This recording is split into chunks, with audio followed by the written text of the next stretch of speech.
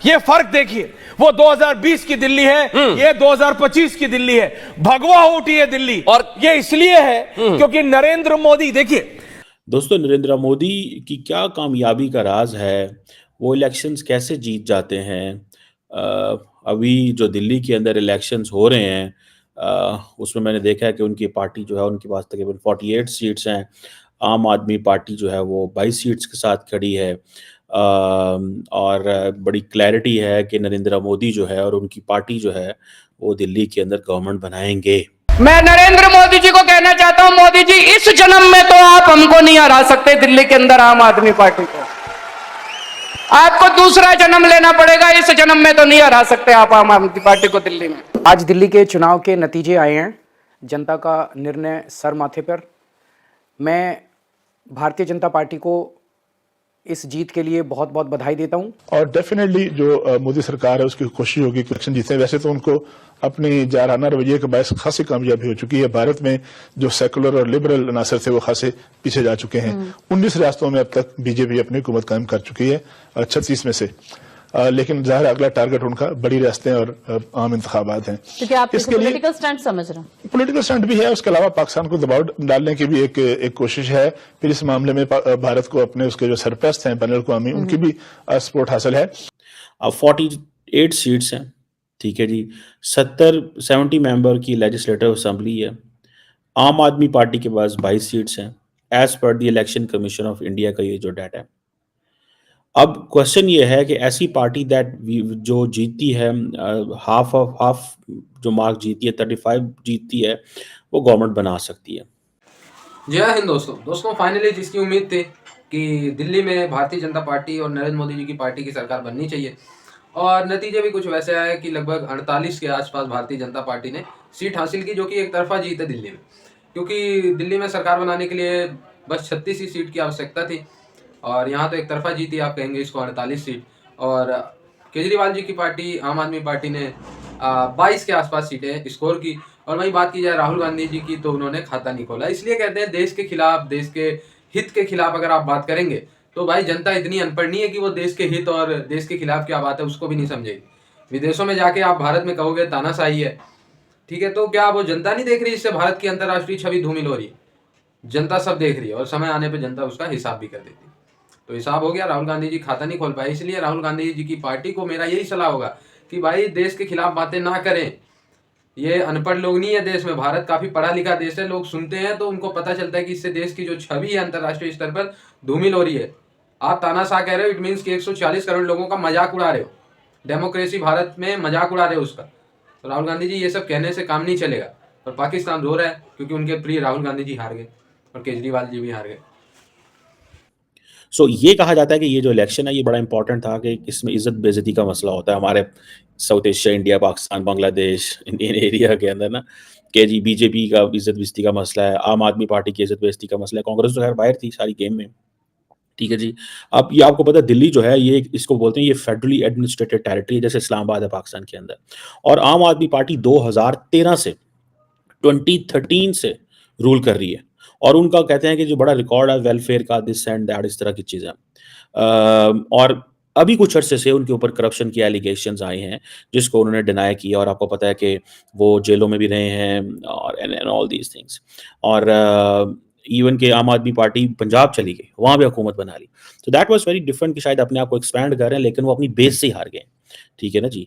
और देखें जब से नरेंद्र मोदी पावर में आए हैं 2014 में, दिल्ली में जो है नरेंद्र मोदी के खिलाफ गवर्नमेंट थी, ठीक है जी। सो आप इसी से अंदाज़ा लगा लें ये इस चीज़ को।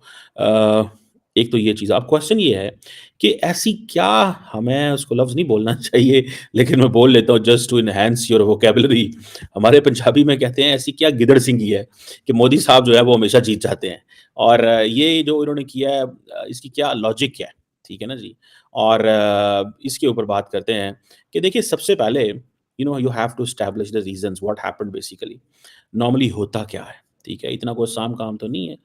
होता क्या है, लेकिन एक एक लफ्ज़ होता है उसे बोलते हैं एंटी इनकम्बेंसी फैक्टर। जो उस वक़्त जो रूलिंग पार्टी होती है उसका एक एंटी इनकम्बेंसी फैक्टर होता है, ठीक हो गया जी। अब ये सारी की सारी जो बात है इसको समझने की ज़रूरत है। एंटी इनकम्बेंसी फैक्टर होता है। अब इसमें आप देखें कि एक तरफ हम ये देखते हैं कि जो इंटरनल चैलेंजेस भी हैं, जैसे मैंने कहा करप्शन की वजह आ गई। अब 10 साल से वो हैं, 2013 से थे तो एक था। ये वैसे एंटी इनकम्बेंसी नरेंद्र मोदी के भी थे, लेकिन वो जीतते रहे हैं। सो इट मीन्स कि नरेंद्र मोदी जो है वो उनको एंटी इनकम्बेंसी फैक्टर कुछ नहीं कह रहा। और ये पार्टी जो है आम आदमी पार्टी है, लार्जली इसको कहा जाता था ये मिडल क्लास की पार्टी है। तो ये मिडल क्लास की पार्टी जो है वो ये एक होती थी। बीजेपी जो है ना वो एक कहते थे डबल इंजन की सरकार, ठीक है जी। सो ये वो समझते हैं कि अब डबल इंजन हमारे पास है, ठीक है जी। और कि मरकज़ भी आपके पास है, हर जगह सेंटर भी आपके पास है, दिल्ली भी आपके पास है, बाकी भी आपके पास है। तो ये डबल इंजन सरकार जो है ये अब चल रही है। और नरेंद्र मोदी ने ही कैंपेन लड़ी इस इलेक्शन की। और आम आदमी पार्टी की बहुत सारी वेलफेयर स्कीम्स हुई थी और उन्होंने कहा जी कि हम डबल इंजन डेवलपमेंट देंगे। और ये भी कहा कि हम आपकी करप्शन को भी एक्सपोज करेंगे। अब Narendra Modi is a person जिसके ऊपर करप्शन चार्जेस कोई नहीं है, ये करप्शन की बात कोई नहीं है। ये चीज़ जो है that is something which is there. So ये फैक्टर्स हैं, इसको थोड़ा समझना पड़ेगा कि एक तो उन्होंने कहा जी डबल इंजन डेवलपमेंट देंगे, दूसरा उन्होंने कहा जी कि हम आपको जो है वो आदमी की पार्टी की करप्शन जो है उसके ऊपर क्रैकडाउन करेंगे। और मुझे ये लग रहा है व्हाट आई अंडरस्टैंड कि आम आदमी पार्टी क्योंकि मिडिल क्लास की पार्टी थी, 22 सीटें जीती हैं वर्सेस 48 है बीजेपी की। मुझे ये लग रहा है कि नेक्स्ट कमिंग डेज में बीजेपी जो है वो थोड़ा टफ टाइम देगी, थोड़ा टफ टाइम देगी। और वो टफ टाइम किसको देगी? वो टफ टाइम देगी आम आदमी पार्टी की लीडरशिप को। ये जो करप्शन वाले केसेस हैं इनको वो थोड़ा लेजिटिमेट करेंगे। इट ऑल्सो मीन्स कि जो आम आदमी पार्टी है it lost confidence in the middle class, इनके ना मिडिल क्लास से कॉन्फिडेंस छिन गया। मोदी साहब के पास क्या, हालांकि वो कहते थे they had this view of politics of welfarism, ठीक है जी। But at the same issue में देखना यह कि नरेंद्र मोदी और अगर आप देखें उनको क्या नाम है उनका यार आम आदमी पार्टी के लीडर के जिनसे नाम नहीं, केजरीवाल साहब, अगर आप उनको देखें तो अरविंद केजरीवाल साहब को देखेंगे तो दोनों की पार्टी में दोनों के ऑब्वियसली बहुत ऑरा में फ़र्क है। मोदी ग्लोबल लेवल का लीडर है, ग्लोबल लेवल का उसका इन्फ्लुएंस है and so on and so fourth. अब कहा यह जाता है कि ये जो मिडिल क्लास फ्रस्ट्रेशन है ना, ठीक है जी, बेसिकली ये मिडिल क्लास की फ्रस्ट्रेशन है जो टूटी है और middle class is turning towards Narendra Modi, ठीक है। 2 इलेक्शन जीते सेंटर में, लेकिन सूबा नहीं जीत सके, लेकिन ये दिल्ली नहीं जीत सके। अब वो कह रहे हैं कि जी हाँ अब हम जीत गए हैं, अब वो कह रहे हैं कि अब हम जीत गए हैं, ठीक है ना जी। सो इस चीज़ को देखने की ज़रूरत है कि ये शायद मिडिल क्लास की फ्रस्ट्रेशन थी, एक जो पॉलिटिकल स्टेटस को जो था उसको उन्होंने तोड़ा। तो इस चीज़ को थोड़ा सा देखने की ज़रूरत है। अब वो कहते हैं जी हम तो गरीबों के लिए काम करते हैं, हम तो किसी और के लिए काम ही नहीं करते, हमारा तो वो जिसे कहते हैं ना वो चीज़ है कि जी मिडिल क्लास, हम सिर्फ गरीबों को ही फोकस करते हैं, गरीबों के अलावा हम किसी को कोई फोकस नहीं करते। अब वो जो गरीब हैं, whatever that definition may be of the गरीब in India, वो they lost the interest, उन्होंने इंटरेस्ट छोड़ दिया। अब वो जो 200 यूनिट की फ्री इलेक्ट्रिसिटी स्कीम थी, फ्री ट्रैवल था खवातीन के लिए, मिडिल क्लास को फोकस किया, तकरीरें की एंड ऑल दैट, लेकिन वो करप्शन नैरेटिव भी डोमिनेट कर गया, एंटी इनकम्बेंसी भी आ गया। ये सारी की सारी जो चीज़ें थी वो आनी शुरू हो गई। और अब फॉर एग्जांपल कहा यह जाता है कि एक अदारा है पीपल रिसर्च जो कि इंडिया की कंज्यूमर इकोनॉमी के ऊपर करता है। वो कहते हैं कि जी जो 67.16% जो दिल्ली की पॉपुलेशन है दैट इज मिडिल क्लास। 67.16% जो दिल्ली की पॉपुलेशन है, तो ये चीज़ है। सो बीजेपी अगर इनके अंदर चली गई है तो मेक श्योर कि ये बड़ी तादाद है। So the focus was on that. And then जो एक और चीज़ भी उन्होंने की, उन्होंने कहा जी जो आप आम आदमी पार्टी की जो स्कीम्स होंगी हम उनको बंद नहीं करेंगे। तो then again they won these people. उन्होंने इन चीज़ों को भी जीता। सो बीजेपी ने प्रॉमिस किया कि जी आप प्लस वेलफेयर प्लस होगी, ठीक है जी। तो ये चीज़ जो है वो थोड़ी सी नज़र आती है।